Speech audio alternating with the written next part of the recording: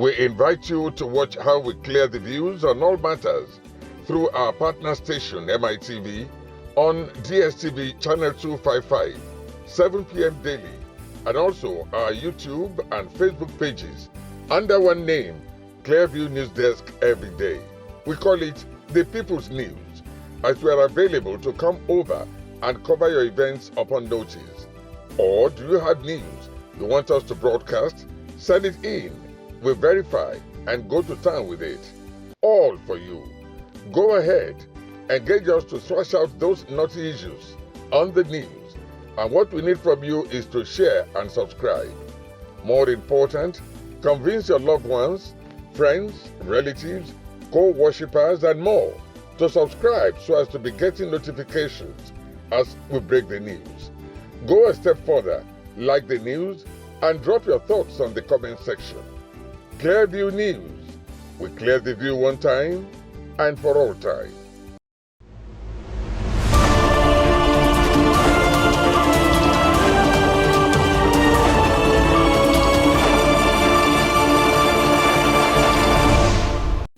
Hello and welcome to Clearview News Desk. We're reaching you live from Nigeria's capital city, Abuja. First, the headlines.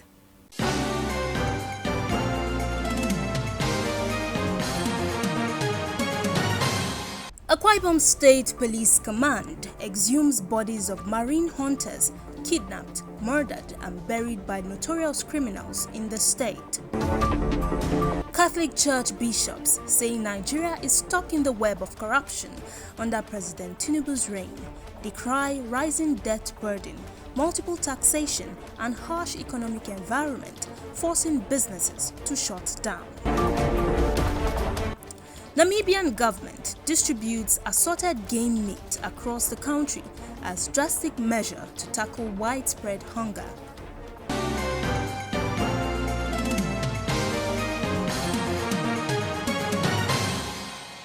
I am Gloria Atta with these and more. Welcome.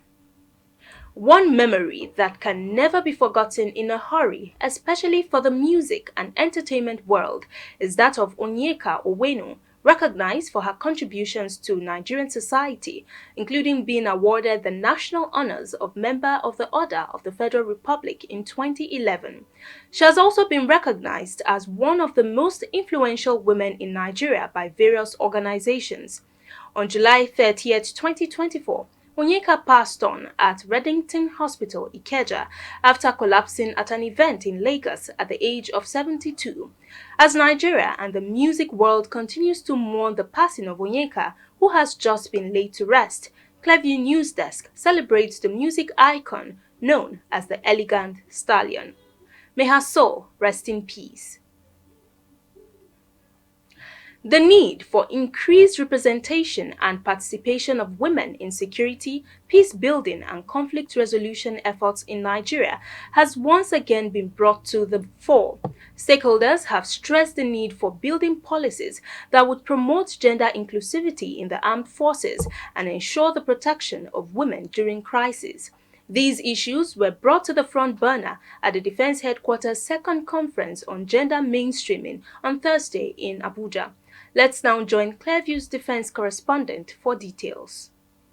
It is no longer news that war, violent conflicts, terrorism and violent extremism have devastating consequences for women and girls as it increases pre-existing gender inequalities and discrimination against women. Studies have shown that women's participation in peace processes contributes to longer and more resilient societies after conflicts. However, women have remained largely invisible and excluded from peace processes and negotiations. The second edition of the Defense Headquarters Annual Conference provided a platform for stakeholders to discuss, deliberate, and map out strategies to promote gender equality in the military for effectiveness and success of military operations.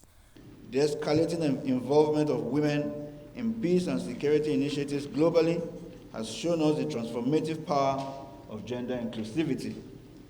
Women bring unique perspectives and solutions to the table, contributing significantly to peacekeeping and conflict resolution. It is imperative that will harness these potentials within our own armed forces.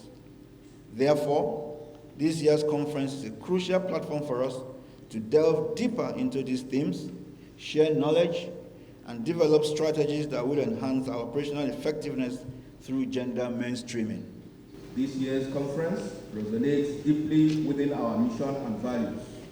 It underscores the critical importance of addressing gender issues not only within our ranks, but also in the broader context of national security and defense.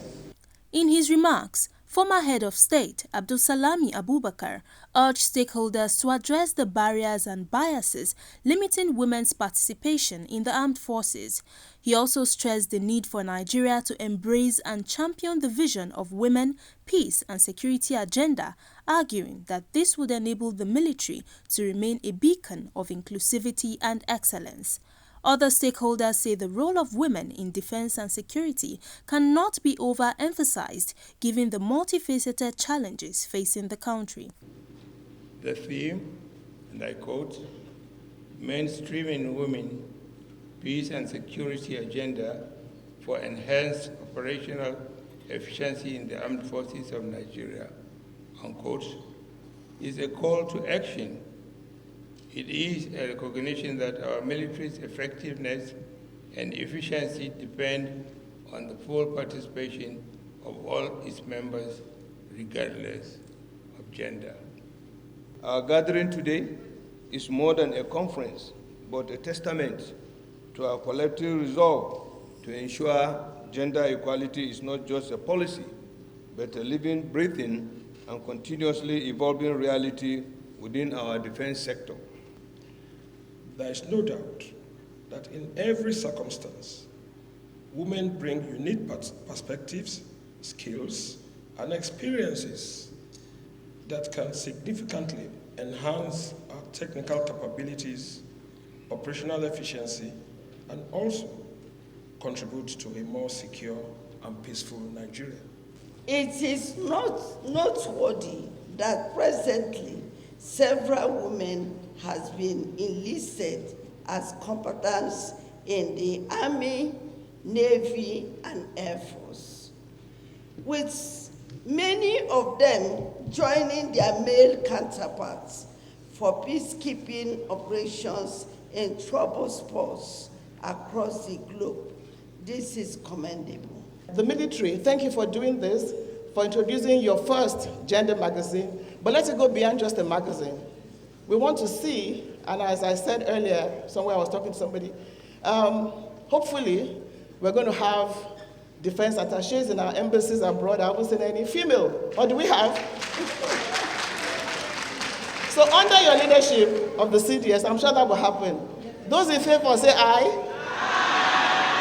I call on the Nigerian Army and Air Force and other security sector institutions to do same for sustainable impact. Globally, we wish to see greater levels of female participation in peace negotiations and increased support to programs that protect and empower women and girls. And equally, we must continue to demand respect for and the protection of the rights of women and girls, including in situations of conflict. The one-day conference with the theme Mainstreaming Women Peace Security Agenda for Enhanced Operations in the Armed Forces also featured the launch of the Defense Gender magazine, among others.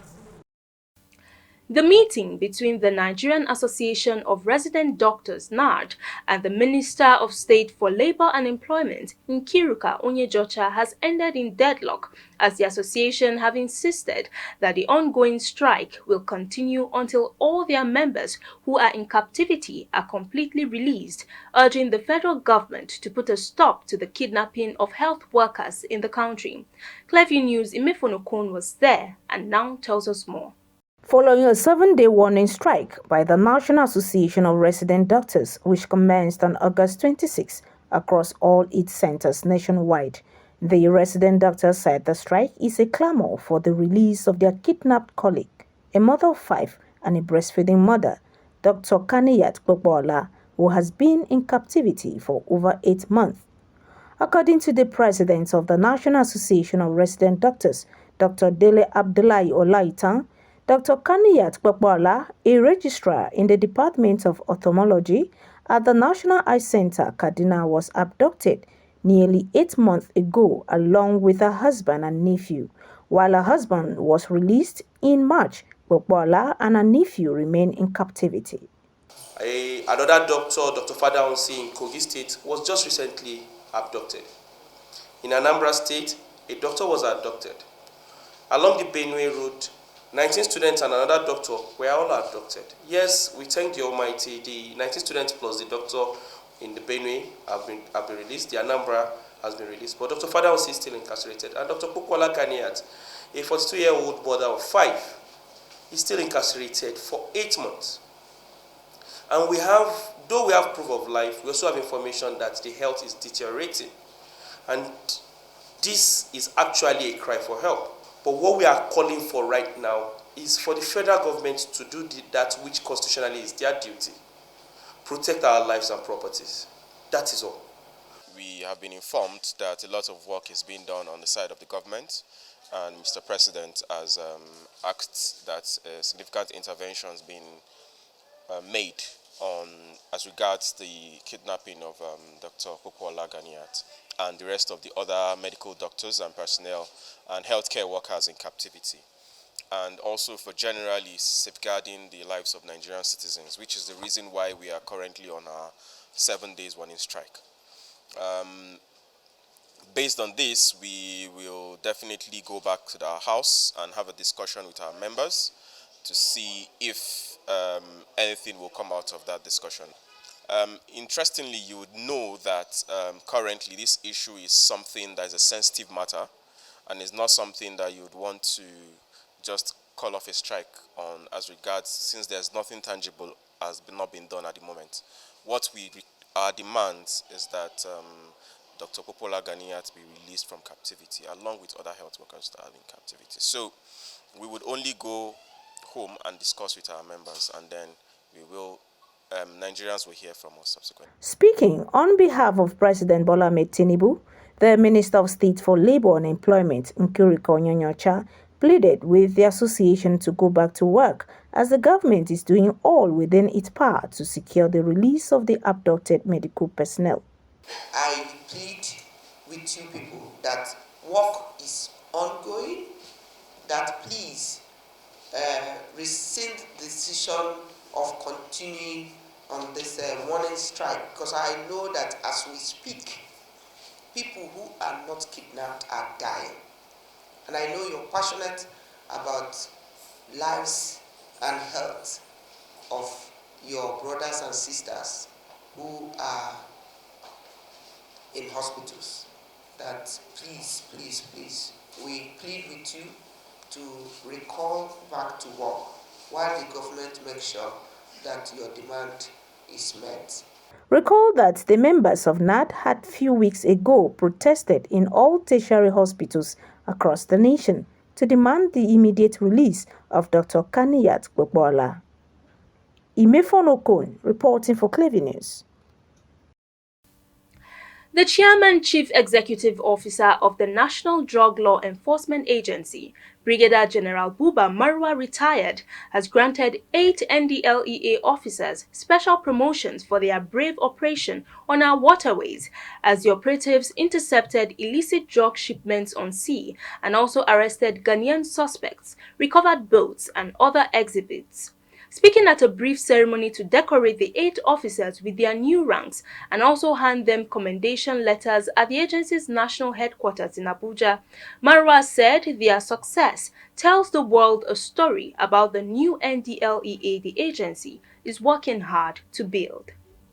The NDLEA boss, Buba Marwa, said on the 23rd of August 2024, the Special Marine Squad received an intelligence report and immediately swung into action, intercepting a boat along Alpha Beach in Lekki, Lagos, where they seized 60 bags of Ghanaian loud, a strong strain of cannabis weighing 2,400 kgs, and successfully arrested a 30-year-old suspect, Ambo Tete, who is a Ghanaian, and impounded the exhibit boat powered by 3 outboard engines.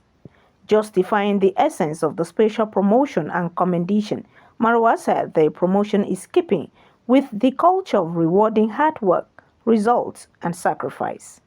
In this case, we have officers who have shown and demonstrated bravery, hard work, and an unwavering sense of duty and commitment in the face of adversity on our waterways to thwart the importation of 60 huge sacks of cannabis weighing over 2 tons from a neighboring country. Despite obvious attempts to thwart this interdiction, our officers were very resilient and they prevailed over the situation. It is in recognition of their gallantry that we are here today. I give them a special accelerated promotion to the next ranks, and also, in addition to decorating them in their new ranks, I would present them with the Chairman's Commendation Awards. Now, the action of these officers in the night was significant for 2 reasons. First, it shows that we've been successful in manning the airports, land borders. Those have become very, very difficult to pass through, and now they are trying to go through the waterways as an alternative. But what is significant even, secondly, is that in the waterways itself, they will still meet their Waterloo because of our Marine Command. Addressing the promoted officers and their colleagues across all commands and formations, Marwa charged them on the need to sustain the momentum of the agency's trajectory and also protect the integrity of their job. I should take this opportunity to remind the entire NDLA workforce about the necessity to sustain the momentum of our trajectory and also protect the integrity of our job. We must be mindful of our actions and keep to the standard operating procedures. Do not rest on your oars, and as long as we don't compromise our mandate, we shall always prevail without casualty. Highlight of the event was the decoration and issuance of commendation letters to the promoted officers. Speaking on behalf of the beneficiaries, the team leader Aaron Dixon expressed gratitude to the NDLEA boss for transforming the agency to an efficient and result-oriented organization through purposeful and exemplary leadership. He said their special promotion and commendation will not only motivate him and his colleagues to do more, but will equally inspire other personnel of the agency to be exceptional in the discharge of their duties. Imefon Okon reporting for Clever News. The Akwa Ibom State Police Command has exhumed bodies of marine hunters of the Ministry of Internal Security and Inland Waterways who were kidnapped, murdered and buried by notorious criminals in Uyinge in Mbo local government area of the state. It also disclosed that those suspected to be behind the hunters' gruesome murder have been apprehended. The police also revealed that the village head of Utit Antai, Chief Okon Asukwo Etioko, who was said to be fortifying the suspected murderers, was arrested with the suspect. The command, in a statement this Friday by its spokesperson, Timfon John, said the bodies were exhumed on Thursday following information that the hunters were slain and buried in shallow graves. According to him, the marine hunters were abducted, killed and buried in shallow graves within the community. Meanwhile, a total of 15 live cartridges were recovered from the suspects.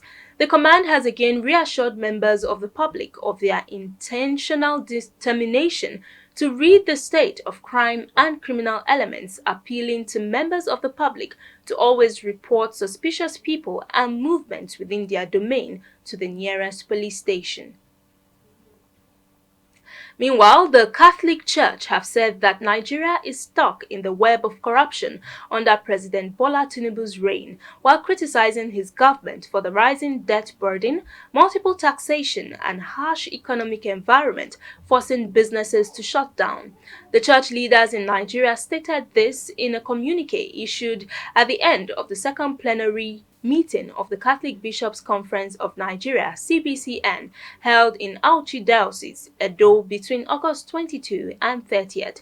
The communique reads, "There is an unfortunate general feeling in the nation that we are stuck in a tight web of corruption from which we cannot extricate ourselves. There are economic policies that seem to be in favor of those in the corridors of power and their cronies in the business sector. This echoes a recent report by the National Bureau of Statistics that 721 billion naira was received as bribes by public officials under respective administrations of then-President Muhammadu Buhari and the incumbent in 2023 alone. The Catholic bishops lamented government officials living in opulence without cutting the cost of governance, while urging citizens to suffer hunger and poverty as the economy hurts. Away from Nigeria, the Namibian government has taken a drastic measure to tackle widespread drought in the southern African country as hunger stares many citizens in the eye by distributing assorted game meat across the country. Among the animals to be distributed are elands, wildebeest, impalas, and buffaloes.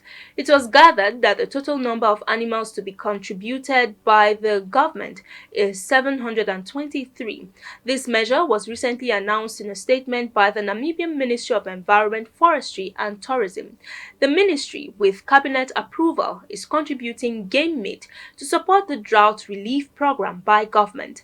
The drought relief measure also aims to reduce conflict between humans and animals as drought ravages the country, possibly forcing animals to scavenge for water and food outside their reserve.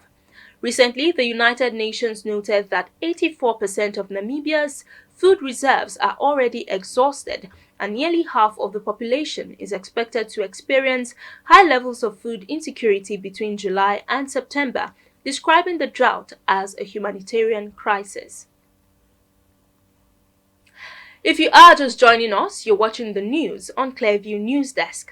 Clearview congratulates Nigeria's #1 private radio, Ray Power, at 30. We will be back after this break. Congratulations! Your #1 independent radio station is 30. 30 years of private commercial radio, 30 years of infotainment, 30 years we've made you smile, made you laugh, made you dance. We have been your friend. We talked to and with you and enjoyed listening to you. We have agreed and disagreed, but never broken your trust. 30 years we've delivered programs excellently, not just 100%, but 100.5. Great power! Happy birthday to you. Happy birthday.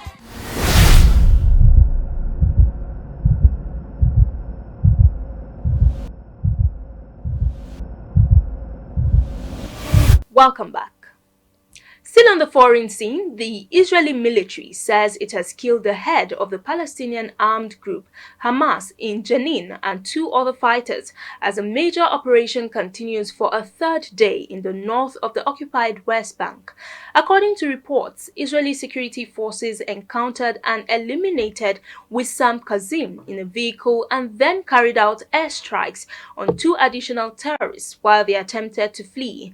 The Palestinian Health Ministry said the 3 men were killed overnight near the town of Zabadeh, southeast of Jenin. Meanwhile, Palestinian media also reported that Israeli forces had withdrawn from Tulkarm after causing severe damage to buildings and infrastructure in the city's refugee camps.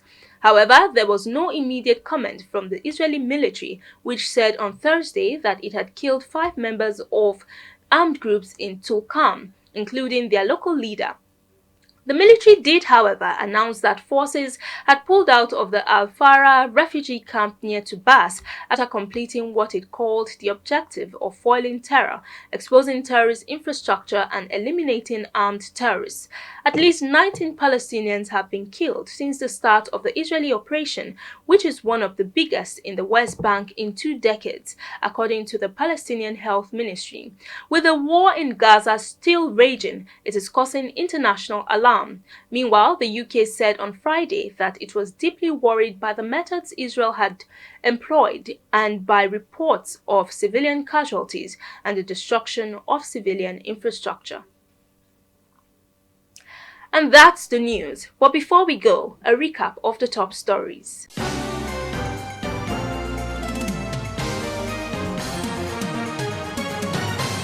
The Akwa Ibom State Police Command has exhumed bodies of marine hunters of the Ministry of Internal Security and Inland Waterways who were kidnapped, murdered and buried by notorious criminals in Uyenge, in the Mbo local government area of the state. The Catholic Church have said that Nigeria is stuck in the web of corruption under President Bola Tinubu's reign, while criticizing his government for the rising debt burden, multiple taxation, and harsh economic environment, forcing businesses to shut down. We also told you that the Namibian government has taken a drastic measure to tackle widespread drought in the southern African country as hunger stares many citizens in the eye by distributing assorted game meat across the country.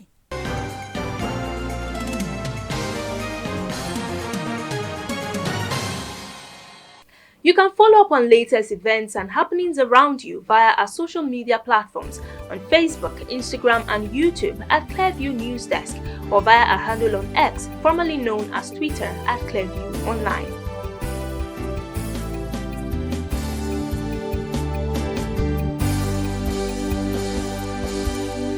Many thanks for joining us. I am Gloria Atta. Have a wonderful weekend.